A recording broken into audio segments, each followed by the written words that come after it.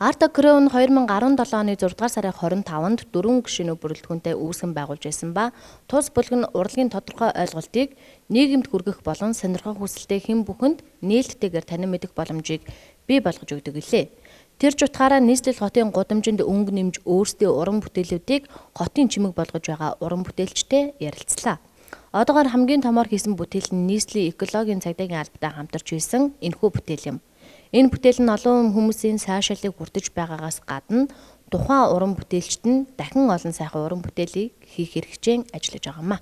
Сайн мэцгийн үзэгчдийн энэ пост сурвалжлах энэ удаагийн тодруулга булангаараа залуу үеийн төлөөлөл ялангуяа бусад залуу үеийнхаа төлөөллүүдэд уран бүтээлээрээ үлгэр жишээ болж байгаа Арта Крёвийн үүсгэн байгуулагч Од гэрэлтэй та бүхнийг уулзуулж байгаамаа. Сайн мөн үү? Сайн байна уу. За өөрийнхөө юуны өмнө бас манай үзэгчдэд танилцуулаад уран бүтээлчдийнхаа талаар бас мэдээлэл өгөө те. За намайг болохоор Баясгалаа огт Од гэрэл гэдэг. Арта Крёвийг ерөөхдөө 2017 онд үүсгэн байгуулад одоо хүртэл явж байгаа. Тэгээд ерөөхдөө урлагийг зөвөр ерөөхдөө хүмүүс таниулж мэдрүүлээ. Урлагийн гол сахны соёнгийн ерөнхий хэсэг ерөөхдөө зорилттойгоор залуучуудтайгаа нийлээд ерөөхдөө салбарын ерөөхдөө мэргэжлээ сурж байгаа ерөөхдөө залуучууд хоорондоо нэгдээд хаб маягаар ажиллаа. Ерөөхдөө бүтээлээ төрөө явж байгаа. За гэр бүлийн хувьд гэвэл ер нь бүгд гарын эвдвтэй. Тэгээ аав маань болохоор хувцсаагаар зохион бүтээгч байсан. Тэгээд ерөөхдөө баг гэр бүлийнхээ ерөөхдөө нэг гарын ур чадварыг өгүүлж авсан гэх юм уу да. Тэгээд ерөөхдөө явж. Тухайн бүтээлүүдийг яг одоо ингээд одоо жишээ нь хэд энэ ард харагдаж байгаа зүйл бол танаа уран бүтээл те танаа баг. Тэгэхээр энэ зүйлүүдээ яг хийж хахад тухайн үед яг юу бодогддог вэ? Хамгийн сайхан зүйл нь яг юу юм бэ? Одоо энэ зүйлийг хийхэд бол хэдээс хэдэн хоног шаарддаг вэ? Хөрөнгө мөнгөний асуудлууд гэж бас байгаа тий. Материалуудыг авах, бодож шугнаас эхлээд энэ талаараа бас мэдээлэл өгдөг. За энэ хүү бүтээлийг хийхэд цагдаагаар ихээ газартаа буюу экологийн алба гэдэг сая чинь за өмнө жил ерөөхдөө үүсэн байгууллагдлаа. Эцэст цагдаагаар их газрын экологийн цагдаагийн алба гэсэн газартаа ерөөхдөө хамтран ажилласан байгаа. Тэгээд тэднийх болохоор ерөөхдөө яг байгалийн тэргүүн гэсэн ерөөхдөө аян явуулсан. Тэр аянтай бид нартай огтлцоотой байдлаар бид нар ч бас огтлцоотой байдлаар ерөөхдөө яг артист хүмүүсүүд яг өөрсдөө сэтгэлгээ гаргасан байдлаар байгалаа бас хайрлая. Хүмүүсүүд бас ерөөхдөө байгальтайгаа ер нь байнгын эргэлтийн холбоотойгоор ерөөхдөө огтлцоотой байдаг шүү гэдэг концепцийг ерөөхдөө гаргах гэж таарсан байгаа. Тэгээд ерөөхдөө энэ яг бүтээлийнхээ анх концепцийн ерөөхдөө гаргахад 3-4 хоног ерөөхдөө зарцуулагдсан. Тэгээд ерөөхдөө зохиомжоо зураг батлуулах гэж бас нэлээд хүмүүсээс бас зөвлөгөө авч уран бүтээлчтэй хүмүүсээс уулзаж явж хагаад ерөөхдөө шийдэлд хүрч авсан байгаа. Тэгээд ерөөхдөө энэ бүтээл маань ер нь бол 9 зарбаг дээдлэн 9 хоногт дууссан.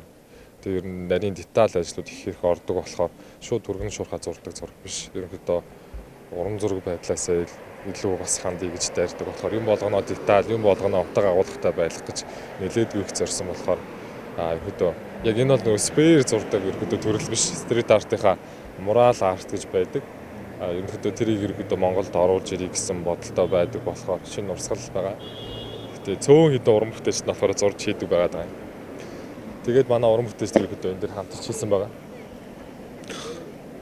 Залуу хүмүүсийн хувьд бас одоо ажлын офис гэж байгаа. Нэгдүгээр, хоёрдугаарт бас нэг өөртөөсөө бас мөнгө төгрөг зарцуулж юм хүмүүс хийдэг баг. Тэгэхээр ер нь одоо хөрөнгө мөнгөний асуудал санхүүжилт тэмдгийн тал дээр ер нь яаж зохицуулт юм бэ?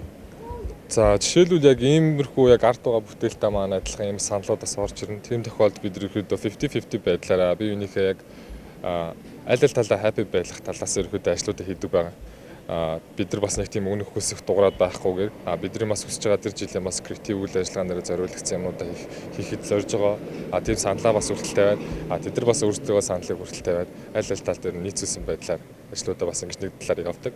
Нөгөө талууд нь юу гэхээр бас захиалгын ажлууд гэж бас орж ирнэ. Энэ захиалгын ажлуудаар ерөөдөө зуучлалын буюу манай Арта Крёв байгаа баг гишүүд болон артистуудаар ерөөдөө ажлуудаа зуучилж өгдөг. Бас тухайн артистуудаа бас ажилдаа байх үүднээс бас нэлээд зорддог байгаа. Бас гуравт нь юу байгаа вэ гэхээр бид нар ерөөдөө жилдээ креатив буюу ерөөдөө бүтээлч байдлын ажил гэж ерөөдөө хийдэг. Тэр нь бид нар 100% биднээс өөрсдөө санхүү төсөв гарч ирдэг.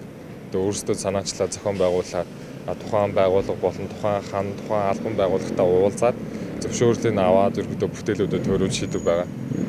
Тэгээд ерөөдөө нэг ийм 3 ресорттой ерөөдөө ийм задаргаатай ерөөдөө бүтээлүүдийг хийж явдаг байгаа даа. Одоо